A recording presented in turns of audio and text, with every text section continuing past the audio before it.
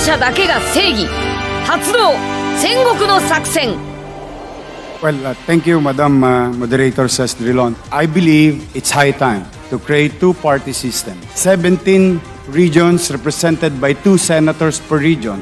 Kasi gusto ko makakita ng mga senador na Moro, Igorot, Aitas, or IPs sa ating bansa.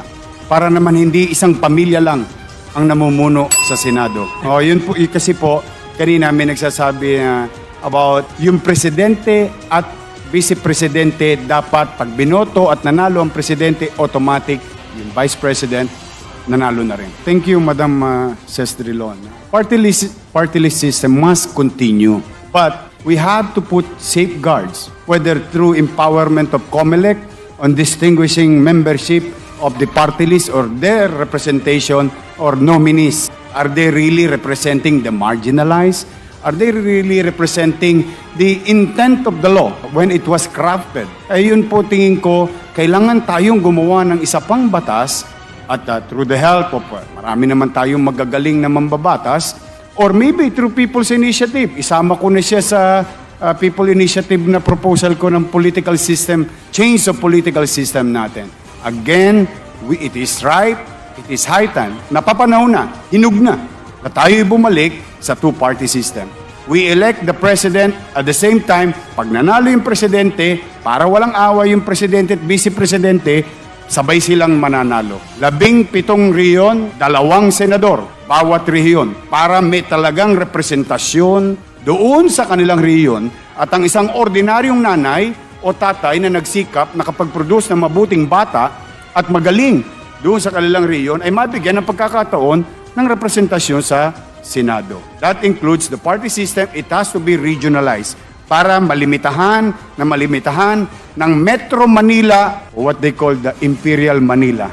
Na malimitahan na yung mayayaman sa Metro Manila nag-e-elect, gumagawa ng party list system. So, makukuha natin to, tingin ko through People Initiative. And I will do it.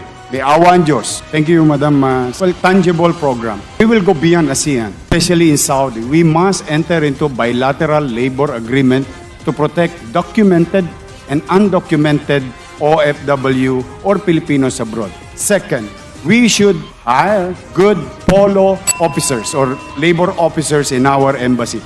3, OFW integration in the country by giving them opportunity to do business or farming for that matter through DA and DTA. Thank you, Madam Moderator Ses Drilon.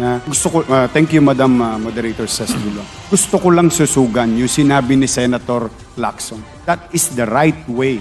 That is the best way for United Nations, signatories of that organization, na doon tayo mag-demand. Tama po si Senator Lacson. Kailangan i-demand natin sa mga kasamahan nating bansa, kasapi rin ng organisasyong ito, yung kanilang obligasyon. Hindi lang tayo ang laging tumutupad sa obligasyon.